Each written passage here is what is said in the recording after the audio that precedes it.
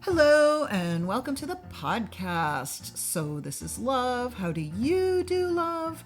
I am Margaret Dahlberg, also known as Mag, and I'm sitting here with my friend Angela. also known as Ange. I like that. That was a very authentic and start, which seems suitable because it's the last chapter today. And I've called her Ange forever, and sometimes Angie, but nobody else can call her that because there's a pointing special at the microphone. there's a special way to say it. So you have to know how to say Angie. No, it's not like that. So, all right, so let's catch you up here. So last chapter, chapter 6, was when our heroine, it's really hard to say heroine. Our heroine was sitting in a coffee shop. She tried to be single and then felt like it was really hard, and she was really self-conscious and just felt like she would beat herself up. And then she decided maybe she could learn to not take those voices so seriously, just like she learned practicing with her own children when they were upset. So that's where we're at. Okay. Sound good? Yep. So here's what we're going to do. We're going to play this episode, the monologue, and then the song, and then we'll come back on. All right? Okay.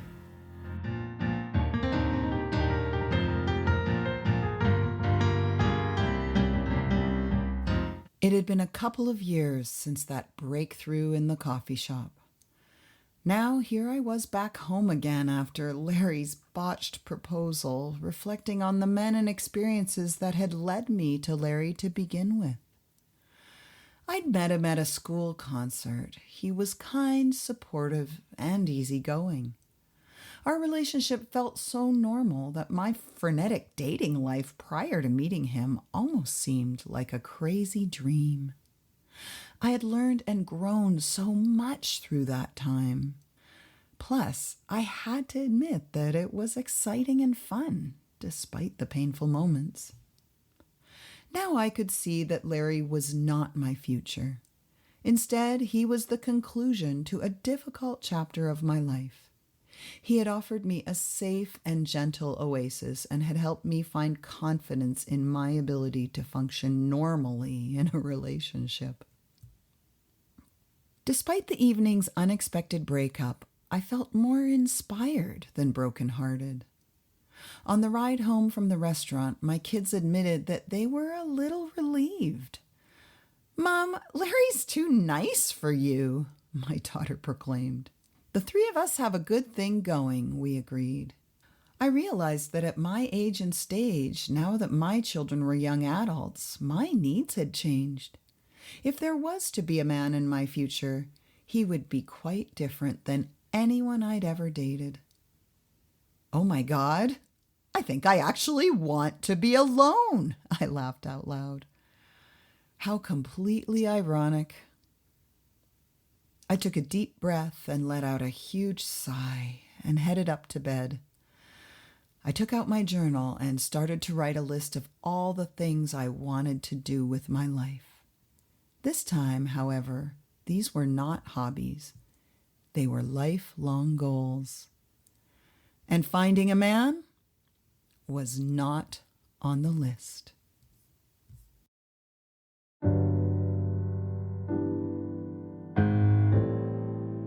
It's time for being strong. Be strong for what I want. Be strong for what I need. Be strong for what I know. Be strong for just the chance.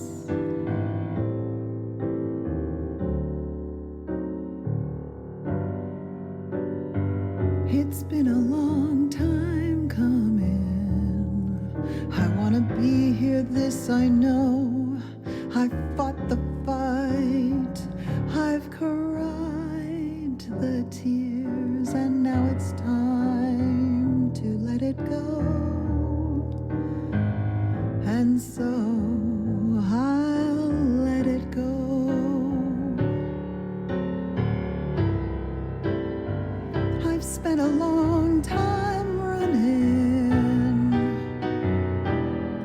It's time to stop and face the facts.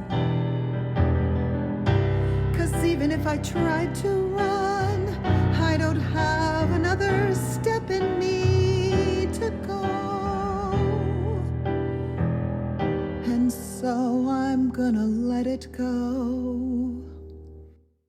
It's time for being strong.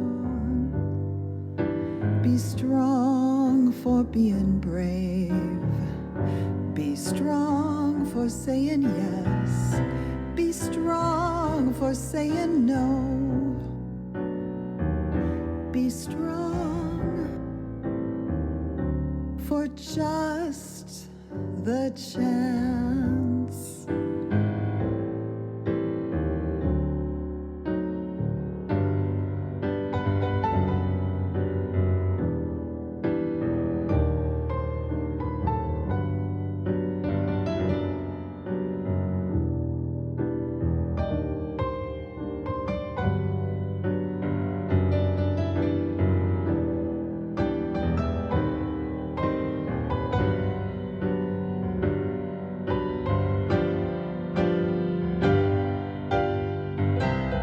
It's time for being strong, strong enough to fall,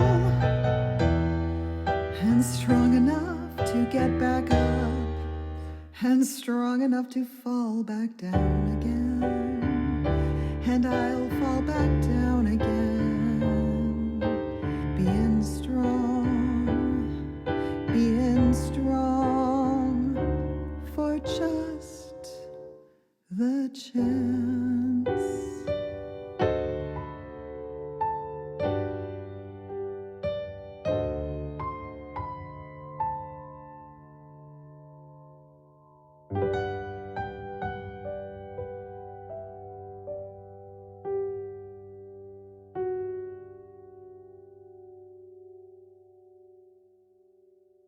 Okay.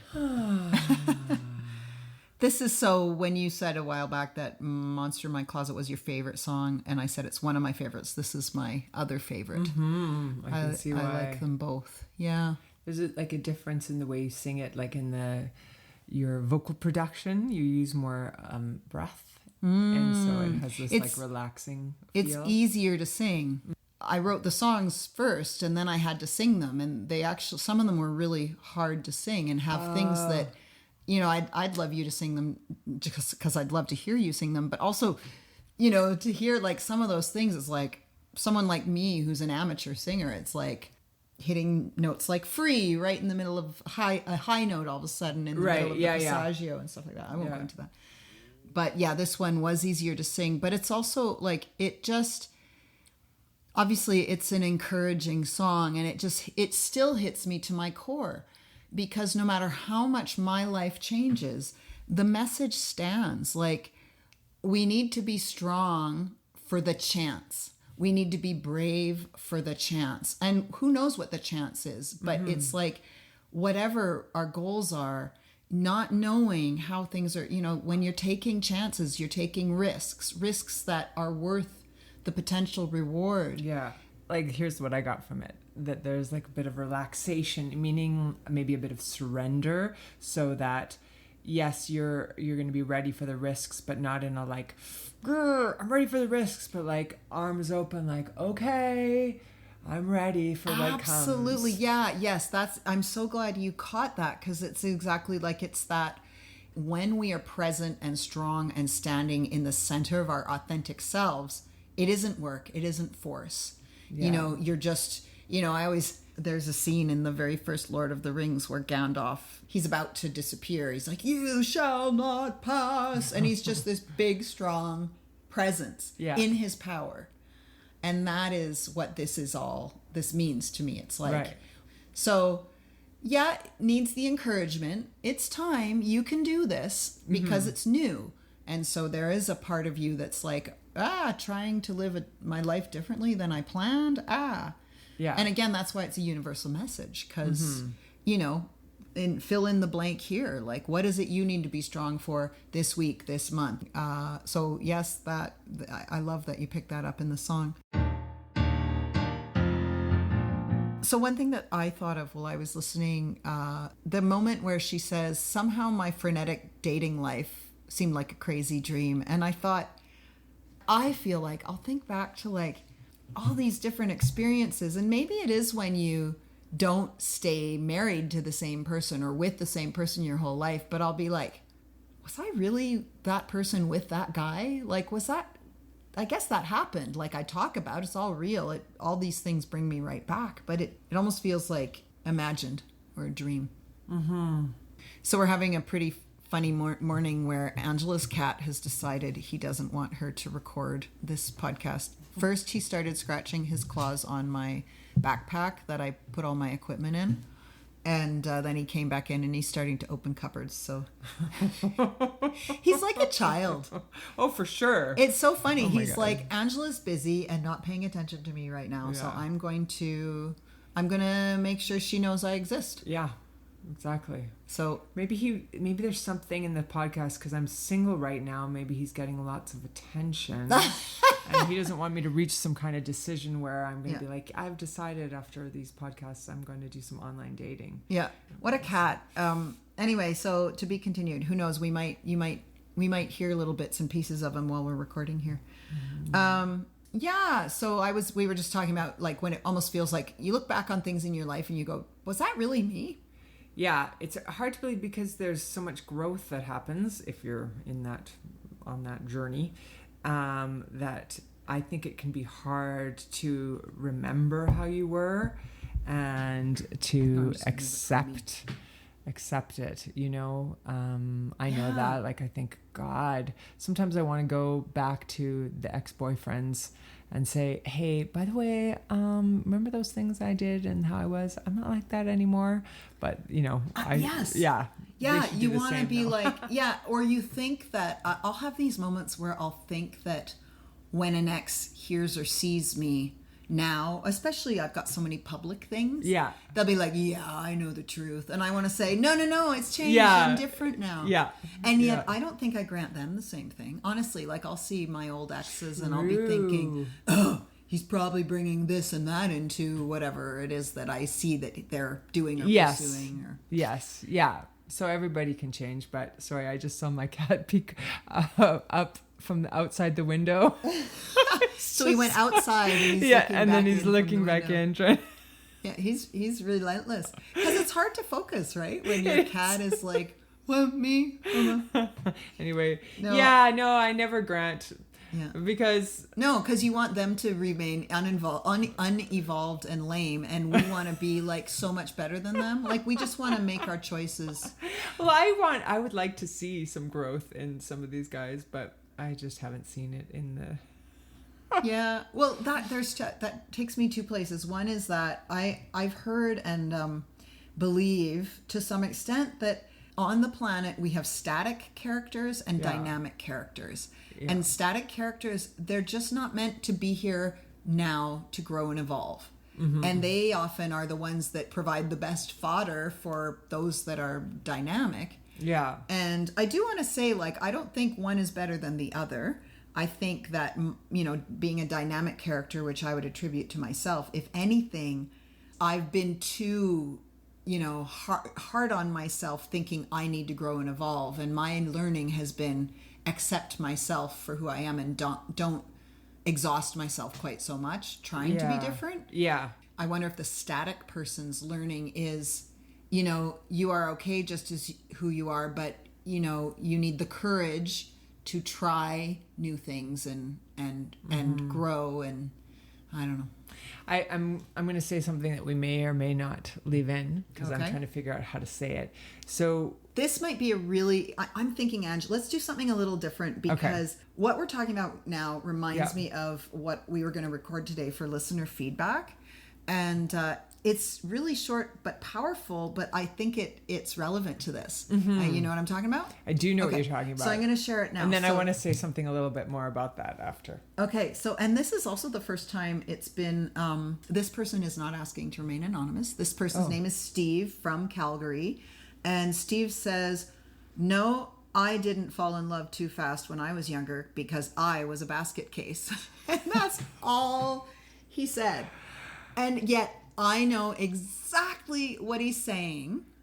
So please go. Okay, well, I just wanted to say that there were a couple of guys that I really, really liked a lot, and we never dated, but I saw them recently, and I saw how much growth. Not that I thought that they needed to do personal growth, but I saw that growth. So I do think there. So just because I made that comment earlier about, oh, these guys that I've dated haven't. Anyway, I just wanted to separate that from. But also, it's an interesting comment that Steve from Calgary makes, because I think, as you said earlier, a lot of people might be a basket case, and that's when they do pour themselves into relationships. And that's how I was. Like, I kind of think and I'm not even joking, I feel like I am now, at this age, now I would be a good partner. Like, I would say I was a basket case, if we want to use that word, which is from the 80s. I love that word, basket I like case. that term too. Well, because Until like last year. I think I felt the same way. I feel like I'm a great partner now, but all that wavers because now I'm in relationship. I'm like, am I though? Or, right. I'm not in one. I'm just imagining. I'm a great partner in theory, but again, like going back to what we talked about before, I feel like because I can't react right away to things and I take so much time that it could be kind of hard. But I don't want to lose our track of what we were just saying, which is I'm going to meld together what you said that you recently saw, as well as what this person Steve is saying, which is that, like I think we all may feel like basket cases when we look back on the younger versions of ourselves, no matter what we did or didn't do, because I don't see any of like those people I care about, my old friends. I always thought I was the only one. Honestly, like I think we all, with the people we care about, we kind of think when they have things going on that seem beyond what we want or beyond what we have, we just assume it's because they're stronger, better in some way, suffering internally. less. Like somehow. But it seems to be, I do feel like in my older age, I have figured out that no matter the age, the demographic, the wealth, the health, the size, the shape, we all share a certain degree of similarity around what's happening inside. Yeah, it's called humanity. Right, I know, right? The human condition. I love it. And, again, whether people are working on it or not, that's where things vary. Yeah. But what's really neat is when you learn that you didn't know someone was working on something. Or that they were struggling with something. Well, I'd also like to segue in. I don't know if we covered this yet. Steve did not fall in love too fast because he was a basket case, whereas I, Margaret from Calgary, fell in love too fast because I was a basket case. Yes. So I think we like, got, we're all basket cases, and which direction did we go? So I wonder, certain experiences and wirings are what are fueling those decisions, right? And so, I mean, maybe it just has to do with your capacity at the time and what you can and can't handle, or I don't know. Actually, I don't think that. Yeah, I don't know if it's capacity, because I think it's maybe what brings you some kind of what you're desperate for, like I was desperate for love and connection. And Steve from Calgary, I just want to say that once more. It's really fun to say. Is that for him, connection didn't bring. It did not bring, I lost it, sorry. Peace. Yeah. A sense of calm and peace. Or it wasn't what he was desperate for. It was more maybe like... Connection scared him. Yeah. And maybe, depending on how you grow up, like you might be like, I need autonomy.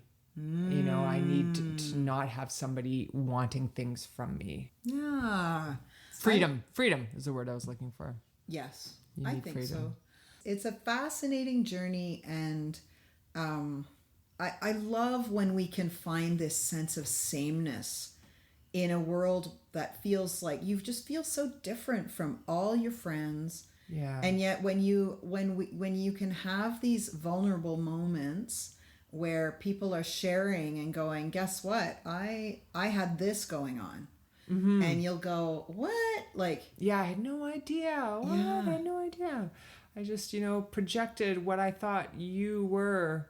So much of our our understanding of people is based on our projections, or what we think is an understanding of them, our own projections, right? Yeah. Like, do we ever, based on the jokes they make, how they look, what they, report to us about the things that they've accomplished. Like, we're just trying to piece together a character, Yes.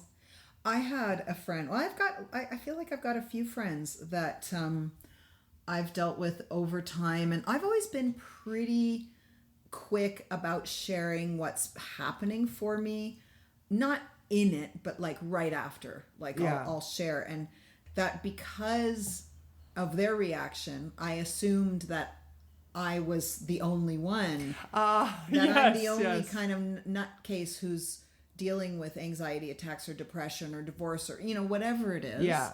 And I shouldn't, that's personal judgment when I say nutcase. That's just me being hard on myself. I don't feel that towards other people at all. Years later, I've learned that even before that time where I was sharing those things with them, they were also dealing with things, but I didn't know it at the time. So I've particularly probably because I am more open with a lot. I tend to, I attract avoidant, reserved people. Yeah. I think you're one of the few I know that's more open about what even you're not. You're not. It depends with you. Yeah. That's true. Yeah, and I think also if it looks a little bit differently, so for example, somebody's version of depression might look really different from another person's, and so it can be hard to realize that you're going through a similar thing just because because of how it manifests. Yeah. Right. Yeah. Yeah. I mean, most people don't write songs when they're having panic attacks. Yeah. So then you feel like, how can you relate to that? Yeah. There was another thing I wanted to talk about, which was it's a really big deal for me, was her comment at the end where she goes, this time these were not hobbies. That was like back to that silly life coach who told her to take up 50 hobbies or whatever. Yeah. And they were lifelong goals. And I want to talk about having goals, because goals to me it's almost as scary as meditation when I hear people talking about goals or meditation, because they both have always felt kind of impossible to me. And it's only been in recent years where I feel like I have the confidence. I have the sense of self and clarity to have a goal. And then I actually trust my ability to achieve the goal. So goals for me have been a recent thing. And whenever you read like self-help books about what makes a successful person, having goals is always on the list. And I always read it, just like, people are often, well, if you don't meditate, blah, blah, blah, blah. Right. And that's why I put those together, because I would read it and go, I don't often have goals. I'm always like, well, I'll see where this takes me and where I get to. Thoughts on goals?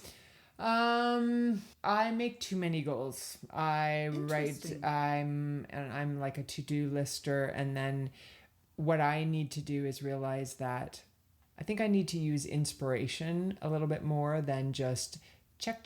I did it. So for example, some nights I'll feel like singing after my students leave, and it might be 10 o'clock at night.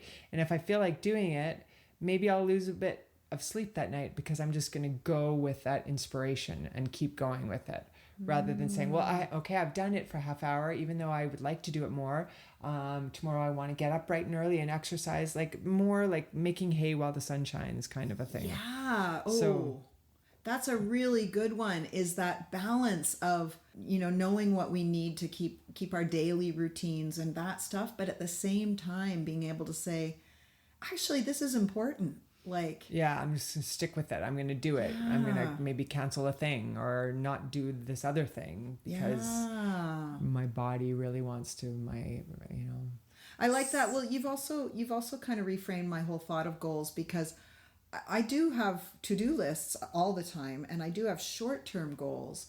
I guess when I think of goals, it's funny you brought that up, because I can feel this rigidity loosening, and I'm going, oh wait, I am more goal driven than I ever thought, because I have had goals, just not the big goals. Like, I want to own a house by this age, and I'm gonna buy a car in 4 years and start saving now, and I want to travel to Ireland in 2028, and so like, I get overwhelmed by those big picture goals. Yeah. Well, I think I need more. I think I need more of those big picture goals. But I'm thinking more of the like day to day, like I'm going to walk, I'm going to do ballet, I'm going to vocalize, I'm going to write, I'm going to meditate. Those are like the main things that I always want to do every day. But perhaps one day I meditate for a really long time because I'm really in the flow, or it's really needed or something. And maybe, I know they say you have to do everything every day, but I don't know. I'm starting to starting to doubt it. I don't agree with that. Atomic Habits said no more than one day off. Okay. I try to do that, but there've been a few more. Like at the beginning of the summer, I'm always conscious of the fact that because I'm a piano teacher, I'm generally a lot busier from September to June. Yeah. Boy, those summers were great when my kids were young. But nowadays, they're a lot harder because I have a lot of time on my hands. And, it's like I can just imagine all the people who are working full-time jobs listening to this going, must be nice. Mm-hmm. But it's not. It's not nice to have a lot of time on your hands. Unless you had a shit ton of money. Yeah, well, yeah, if you have... Yeah, well, that would be... Yeah, I suppose so. Yeah. Because I think that less structure for me is pretty tricky. Like, I don't agree that you have to do everything every day, especially when you're doing so much. Like, yeah. And I guess to me, like, for say, you're using your example. So singing for you helps. You already spoke. It's how you express and relieve stress, but connect to yourself. Yeah. Isn't that in the same category as a good night's sleep or as a walk in the morning? Like, because it serves the same purpose. Yeah, that's right. So if you go, you know what, I'm going to do this tonight, but then maybe I'll only take a 20-minute walk instead of a 40. I think that's where I struggle too. Like, I'll be like, well, that's it, no time for a walk. And I'll be like, well, why don't you just take a 15, 20 minute? Like, it doesn't have to be an hour. Yeah, it doesn't have to be all or nothing, for sure. Yeah. And what is it your sister says? Moderation for everything, including moderation? Yes. Is that her? Yep. Yeah. Everything in moderation, including moderation. Yeah. I love that quote. Yeah. The hard part is trusting that you're not going to, like what I just described, overdo it. And then the next thing you know, suddenly you've lost all the things you're doing that help you. Yeah. And that's where I worry. Yeah. And then that just comes back to, you just keep going on your self-awareness journey. Yeah, you keep checking in. What do I need? What does my body need? And because the problem is, you never know when the wheels are going to spin out from under you. Like, and maybe it's like you build strength, you build these routines, and you do them really, really religiously for a long time, and then you can deviate from them sometimes because you've built them and they're in the system. I like that word, deviate. And what I'm thinking too is I think that, staying out in the game, when we stay kind of isolated and insular, I feel like that's when I can start to lose my traction but not notice it, because I'm not around people that are seeing me and going, Right. Yeah.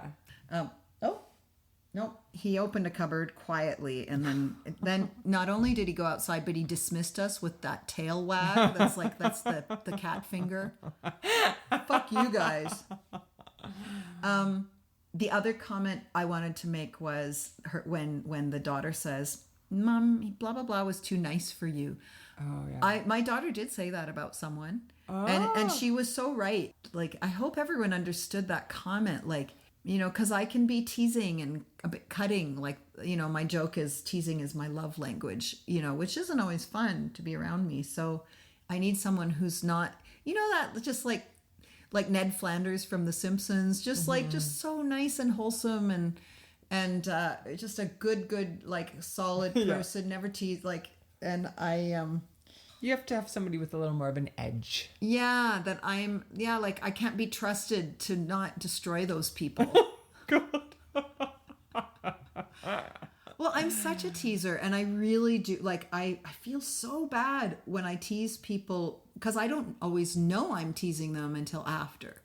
You know, it happens with my daughter and I a lot, where I'll be like I dropped her off. We were picking up a car today, and I'd offered to pay to fix her car today. Yeah. Hand her my bank card, and I'm like, she's like, oh, you're gonna take off from here. I'm like, yeah. I said, unless you need me to go in and hold your hand, and like, I'm just joking, but what I realized after is I'm like, she's not going to interpret that way. Yeah. She doesn't realize how much confidence I have in her. Yes. And how I know she's fine. Yeah. And that is, you know, for her, like, it makes me sound like I'm, you know, treating her like a baby. Yeah.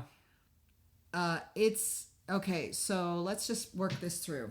You know what they say about sarcasm? I mean, teasing is sarcasm, right? And there's truth under that. Yeah. And, I guess my conscious desire to raise my children not teasing them, probably there's still an unconscious tease that tends to be meaning it's always a loving statement, because it can't be more false. Yeah.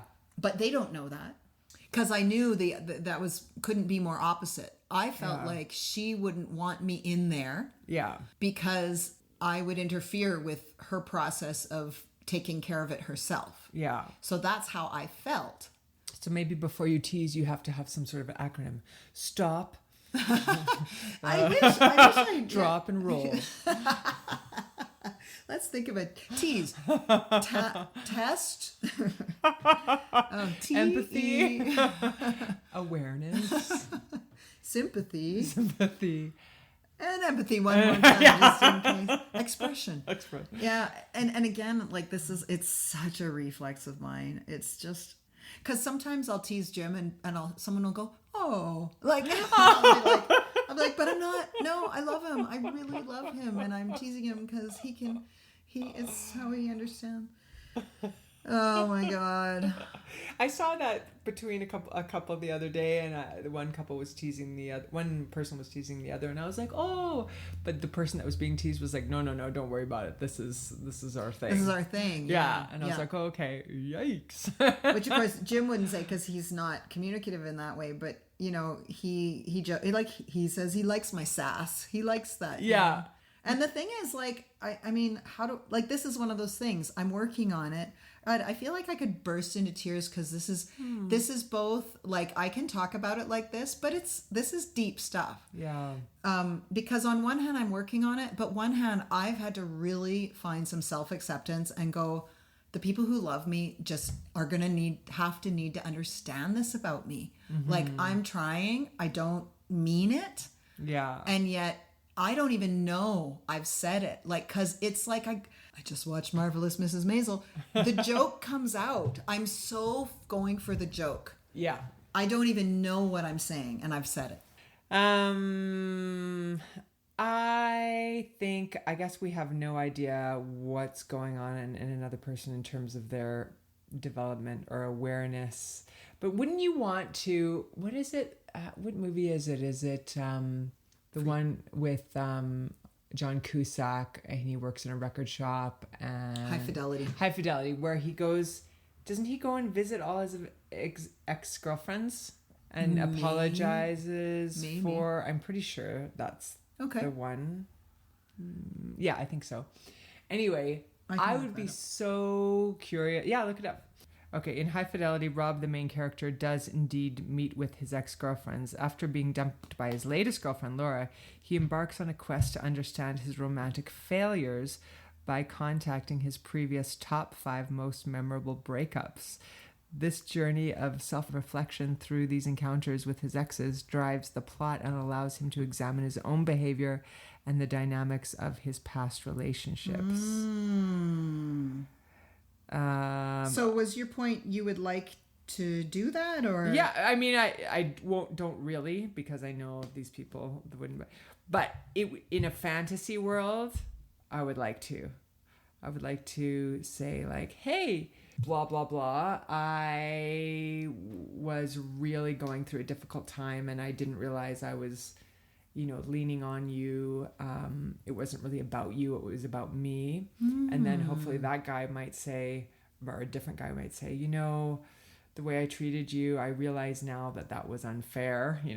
Some things you want to hear. Wouldn't it be neat to hear what everyone's learned? Yes. They have these things in the job world, in the work world, the real job world. What is that called, Angela? Do you know? I don't know. Let's ask somebody. Yeah. You mean where you get benefits and days off? But they're called exit interviews. So if someone quits, yes, you can request an exit interview. So obviously the exit's long gone, but it would be neat. Wouldn't it be neat to have a podcast called, yes, oh my God, interview. The exit interview. And But you'd want it to be years later because otherwise you'd get like one of my ex-boyfriends who screaming. wrote me the top 17 things I did wrong in our relationship. What? Yeah. So I got an email. Here are some things you might want to consider for your next relationship. And I was like, okay. And there were 17 points. How long were the points? Was it was it an anagram, like a 17-letter word? No, it was like a paragraph with, for each. Oh my God. One. Yeah. Oh my God. Oh my God. Yeah. Do you think it was cathartic for that person? Like, was it soon after the breakup or longer? It was pretty soon. It was like a month after. Oh, yeah. So they were still processing. Yeah. It might have been, but I think they were maybe trying to get a reaction out of me. Yeah, they were. And yeah. Which, I did react, but not to them. Yeah. Well, in a way, like what's so ridiculous about that is that's so passive aggressive. Mm-hmm. Because what they're really saying, what they should have said is, listen, I'm grappling with all these things that you brought into our relationship. I just want you to know how I feel about each of these things. Yeah. But you may want to consider this in your next relationship. That's passive aggressive. Yeah. Like, just be honest. Tell them how upset you are. Yeah. It didn't even sound like it was on his own voice. So I wonder if somebody helped him with it or something. Yeah. Something. I don't know. Interesting. And I mean, it must have felt like for you, it's just, to me, it was very, it took me, it was a couple of weeks of daily crying, I would say. Wow. Trying to process that somebody would do that. But anyway, we're on this journey. And breakups are painful. Breakups are awful. Yeah. And, it doesn't seem to matter. Well, that goes back to technology in a way, right? Like having the technology to be able to send a text or an email, is so much different than even a letter. Like mailing a letter is going to take a little longer to get to a person. Yeah. Seeing them in person, Or you might think about it like, try not to send anything in the moment. Wait on it. Think about it. Think about is that how you want to be thought of? Your last correspondence, or how will you think about yourself? But that comes with growth. God, do you remember? Okay. Oh my God, Margaret, do you remember this back in the day? I was dating this guy who made me feel really insecure, or I felt insecure. He didn't make me feel insecure. And I felt insecure. And so I wanted to break up with him. But he was working out of town at a camp. I remember it Oh now. my God. So I wrote this breakup letter and then we drove like an hour out of town and dropped it off. Oh my God. And had I known what I know now, I would have been able to say, Angela, you are not present. Let's wait until you're because, I remember being worried about your driving. I remember, we're driving down, the highway in your little tiny Pontiac. And I'm just like, she is not in her right mind. I'm going along with her to support her. But I remember being against the whole, I knew it was a bad idea. And I remember talking to him because we did stay in touch and him saying, I remember I got this letter and I was so excited. Oh, I wonder what she dropped off for me. Because he was completely he had no idea that I... Oh my God. And it turned out to be a raving, the ravings of a... Yeah, I probably said... A basket, what do we call it? Basket case? Which is a song by Green Day, so we can... Yeah, I don't know. I don't even know. It's such a strange term. I don't even know it. Let's look it up. A basket case. I wanted to just say something about the 17 points.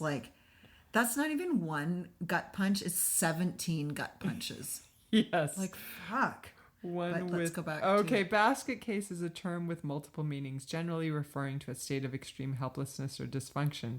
But I want to know how I it want came. the entomology. Yeah. Is that the right word, or is that the study of bugs? Yeah. What is the entomology? The epidemiology? What is the history of the term basket case? Okay. This meaning, now largely considered offensive, refers to a person who had, all 4 limbs amputated. This usage is based on the historical practice of carrying people in baskets after such severe injuries. And then you can watch the music video for Green Day's Basket Case here. Oh my God. So a basket case was someone who was literally such a wreck, they needed to be carried around in a basket. Okay. All right. Well, okay. Have we learned our lesson? What's about the idiom? using Let's just see if it's terminology? the same thing. Someone who is extremely nervous or anxious and therefore unable to organize their life. Anyway, I'm not going to use that term anymore. That's really disturbing. Yeah, I was a basket case. Well, in a way, though, we were using it pretty accurately in that we were saying we felt like such a mess. We were helpless. Yeah. Yeah. Oh my God. Yeah, I mean, I did some pretty crazy things in breakups around like those moments of just anger and betrayal or just even this. So I dated this one guy. This is a light story. I dated this one guy when I was recently, in a year or two ago. I was in Jim and I were in our epic year off that brought us back together forever kind of thing. Yeah. And I met this guy, and he was older and shorter than he said he was on his profile. Okay. And he was already at my limit. Like, he was the oldest I would go. Okay. And when I met him, like, I realized how... Which was how much older than you, just for curiosity? He was, well, in reality at the time... Yeah, I think 12 years was... I must have been 14 years. 12 years was my cutoff. Okay. But what I'd realized even in the dating then... So I dated a guy that was 12 years older than me in my 40s. But 40 to 52, that's not a big gap. But 52 to 64 is a big gap. Right. And I was 52 and he was 66. Okay. So he was 64 and I, as far as I knew, he was 64. And I was like, he's kind of old. But he actually, I realize now that he manipulated the whole thing. Like, we were supposed to meet before, we just met. I'm like, let's meet before I leave town. But he delayed the meeting. So we got closer and closer and closer. Because remember I said I like to meet people right away. Yeah. So we kept writing, and we were getting closer as friends by writing. He was a great writer. Became friends. And then when I met him, when I got back in town, he didn't stand up to shake my hand. This is a dating trick that guys do. Okay. They don't stand up. They get there before you, and they stay seated for 2 reasons. Either they don't want you to see their height, or they don't want you to see their bellies. I've had the belly thing I was on to. Okay. But the height thing I wasn't. And so I didn't think of it. He hadn't stood up beside me. And then at the very end of we had this really wonderful dinner. And at the end of our dinner, when he stood beside me, I was like, he seems shorter. Like, I guess I'm in my heels or something like that. Yeah. And then, anyway, over time, he sent me a piece of writing that had his birth date in it. And I went, oh, so yeah, I realized he'd lied about his age. And I knew he'd lied about his height because he didn't admit lying about it, but we were joshing around. And I was like, blah, blah, blah, 5 foot... or 5, I can't remember, 5'6", 5'4". But I remember saying his height, and he went, "No, I'm not. I'm 5 whatever." And I was like, "What?" Because your profile said you were taller. And so then I was like, "Wait a minute. This guy lied both on his." This is getting to my point. I will get to my point. But this guy lied both his age and his height. Yeah. And when I called him out on it, the reason he gave me was so clearly not true. But by now we've been dating a while, just dating, just getting to know each other, taking our time. And I stayed in it a little longer. And eventually I realized, no, it's not going to. Honestly, I introduced him to my sister and her husband. Oh. And they were like, no.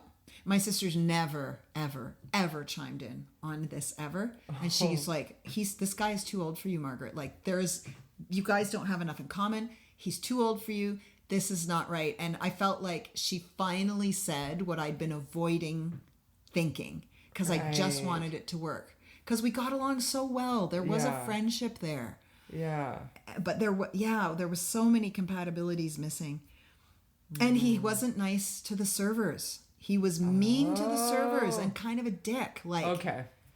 yeah, I should have taken that into account too. Yeah. But anyway, so my point being, when we broke up, instead of me just saying it's over, I did decide to turn it into a learning moment. Kind of like, AKA, it was, and I will admit this was passive aggressive in a way, because I said, the next woman you meet, just be honest. Like, tell the truth from the start. Because, like, I don't find that attractive. Like, fucking roll the dice and be strong enough to take the chance. Like my song says, say your age and say your height. Yeah. Like, I knew someone, or did you tell me this story? I knew someone who lied about their age meeting someone to the point where no one was ever supposed to talk about their age, and they were like 10 years into their relationship or something. Oh my God. I remember, I wish that obviously wasn't your story. No, it wasn't my story. But it was like, you're never allowed to talk about this person's age. Wow. So I think it's common, and some people may not mind it because they might be the same way, but I am very much be brave. Yeah. Be who you are. Be honest as you can be. Yeah. You know, the reason he lied was because he was stranded on the highway in -30. He was freaking out, and his daughter, according to him, he was freaking out, and his daughter said, well, why don't you make your online dating profile, like, kill your time that way? Yeah. Because that'll give you something to do. And so he proclaimed that in his state of anxiety and frozenness, at 66, he forgot he was the year he was born and his height. And again, I know. And I mean, I knew I should have just I should have left it there. But this is maybe why, no matter how much I think I'm a good partner, it takes me time to go, wait a minute. See, that is we talked about this, where I turned the other way and I went, well, okay.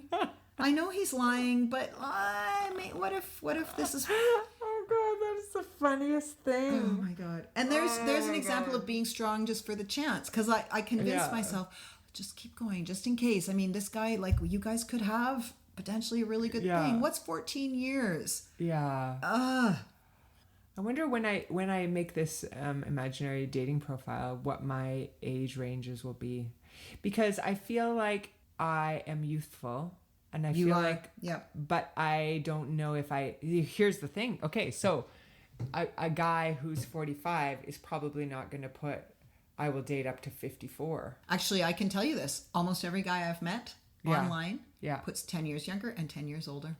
Oh, really? Yep. Okay. Yeah, I think you would be... and so then you have to decide, here's where I would get stuck.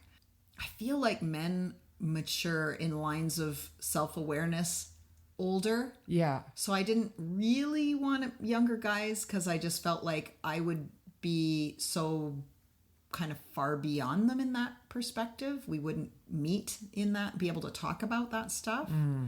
But that's almost ridiculous, because I mean, Jim and I don't talk about this stuff at all. Like, I might for him, it's like I'm speaking Greek when I start going on. And I think some of the younger guys, like 10 years younger than me, they actually have more self-awareness because they were brought up. Yeah. So, and we have some feedback today, and it's kind of exciting. Like feedback, that kind of feedback. I'm like, what the hell is she doing? I can't. Can you do good feedback? Yeah. That's better. Mine was That was not. terrible feedback. That was feedback. Feedback. Somebody I know can do good feedback. Can you do? Oh, okay. I can't. I want to work on it. Okay. Well, we'll get back to that. No, this feedback is, but it's funny that we're making these weird jokes, because this is actually somebody who has recorded a voice memo and not asked for their voice to be disguised. So it's kind of fun. So here we go.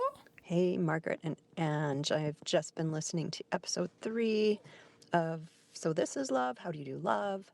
And I wanted to weigh in on the self-compassion question because it's such an interesting one. And I think you guys are right on in that. I think regardless of your relationship status, whether you have an intimate partner, a marriage, you're on your own, whatever, I think that sadly, it seems like this lack of self compassion is a response to a ubiquitous self discourse that we all have about not being good enough. And depending on where you are and what's going on in your life, that seems to influence where it's being the most destructive. And I just remember, I mean, I have been married for over 20 years, but I also remember several years as a mature adult in my late 20s, early 30s, being a single woman and, being interested in finding a life partner of sorts. And yeah, the horrible discourse about why you can't seem to meet someone who recognizes your qualities, who you are interested in, all of those things. But in marriage and in life, that self-compassion, it's, in the professional domain, it's as a parent, it's as a life partner of someone. I think we all struggle, or many of us, I shouldn't say all, because I know that folks do a lot of work in this area, but self-compassion, ubiquitous challenge for us as we go through life. My 2 cents. Thanks for the awesome show. I really enjoy it. Okay, bye. Fun. Nice. So really fun to hear from someone. I admit I had to look up ubiquitous. I was like, I think I know what that means. Like universal, right? Yes, yes. And It's everywhere. Yeah. Most people are dealing with feelings of inadequacy Yeah. and self-love challenges, except for whatever reason, it seems to be so prevalent in the dating game of like, you gotta love yourself before you can love another. Yeah. Well, and feeling that if you're not partnered, that are you worthy? Are you? Is it okay to feel like you're good enough if somebody else isn't currently seeing that you're worthwhile of being a partner? But she was also saying that it's in the professional field where you can feel like, am I enough? Am I that as well? It is interesting though to me that I think my experience with myself and just with friends and people I know is that it does manifest differently on different levels for different people. Mm-hmm. Like for me, I would say my biggest challenge around self-compassion is as a mother. Okay. Because I see the impact that my shortcomings have like in front of me before my eyes and ongoing, with adult children. But I was always pretty good with my career. Like, if I did have moments of struggle or challenge in my career, I didn't usually jump on what you call the shit bus. Okay. I usually felt pretty strong about my abilities, but with my kids and with relationships for sure. But then if I think of other people I know, they're like that friend. You and I like to talk about that friend of ours who never put up with any shit from, there are places that she is more likely to give herself a hard time. Yeah. Yeah. I wonder why that is. Yeah. I mean, something happened, at the start of that career or when you were developing that career, which led to those feelings of insecurity. Yeah, I mean, usually just early experiences in any of those departments. Yeah. Yeah. But you know what? I wanted to say something about, how that person who commented said, I don't want to say everybody, but most people. I think there is a certain personality type who covers up their insecurity with a wall of kind of I'm trying to think of the right word, so we'll try to. It's kind of almost like I'm the best, everybody else is shitty, and it's superiority, and if something screws up, arrogance. That's the word. So they cover up that insecurity with arrogance, and I've met quite a few of those people. They're often successful, but there doesn't seem to be a compassion towards other people. So because they're trying to defend themselves. So instead of being not self-compassionate, wow, I'm speaking in, is this English? I don't know what language this is. Instead of not being self-compassionate, they're not compassionate towards others because they just can't face the fact that maybe they made a mistake. So instead, they're projecting it outwards. I can speak to that because I honestly feel like you're describing younger me.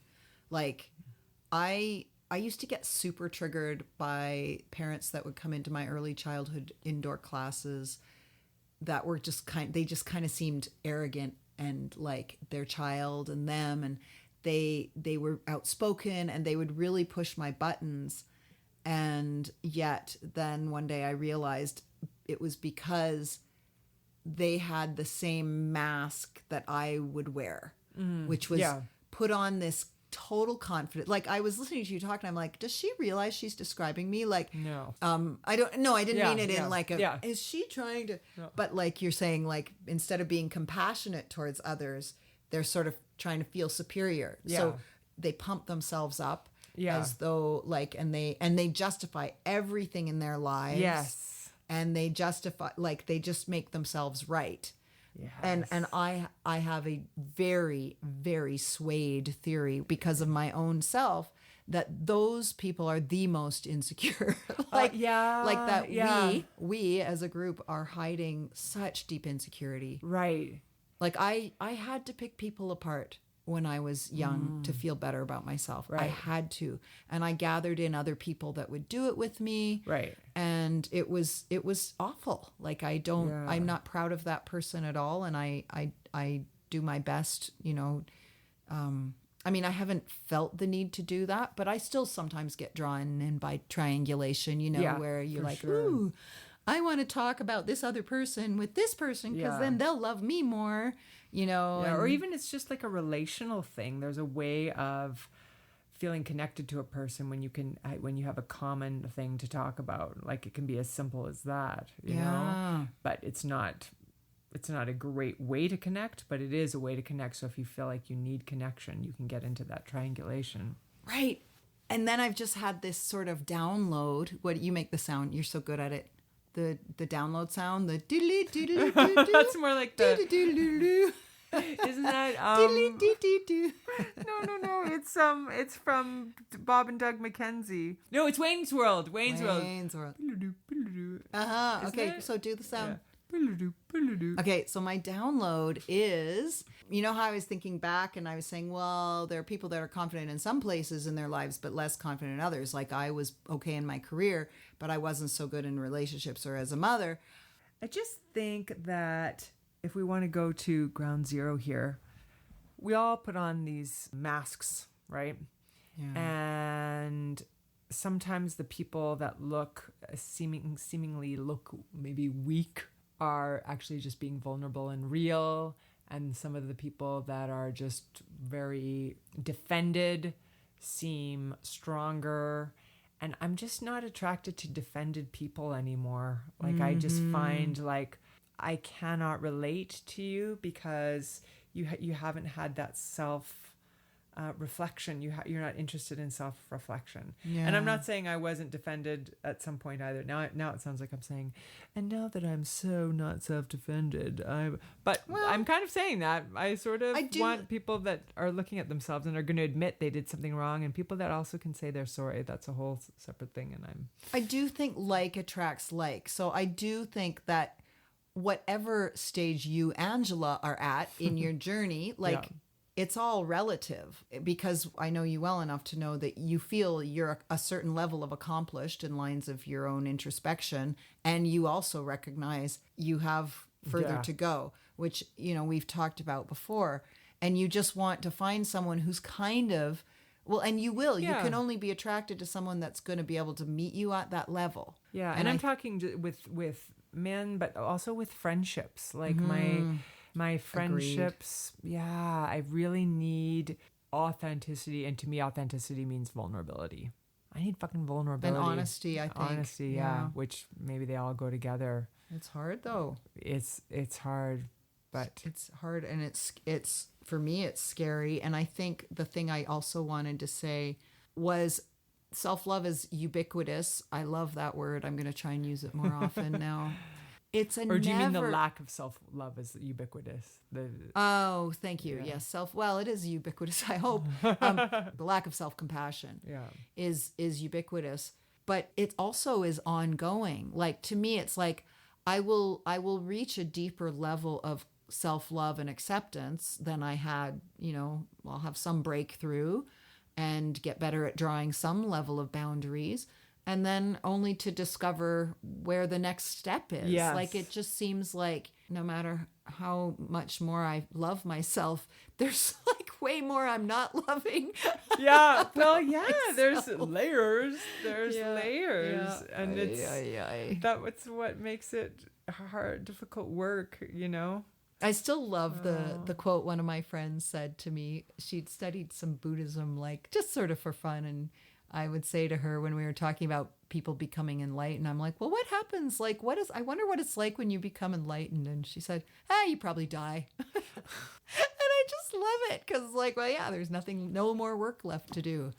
Well, the enlightened people will say there's well, no, The you know me, so-called yeah. enlightened. Well, I always have to drop because every episode I go, a spiritual teacher once said, or most spiritual teachers, so I have to be that annoying person, say that there's never an end to it. Like if somebody says they're done, they're cooked, that means that they have a block. So people that have an experience of enlightenment, or there's still things that fall away that continue to. So I like the concept of enlightened moments, is that, or enlightened experiences. Yeah. But to be like enlightened, that's a whole nother podcast. That is a whole nother podcast. Well, Ange, thank you so much. This has been super fun. Yes. And please keep sending in your comments because we want to do more podcasts. Yeah. Okay, Mag out. And out as well.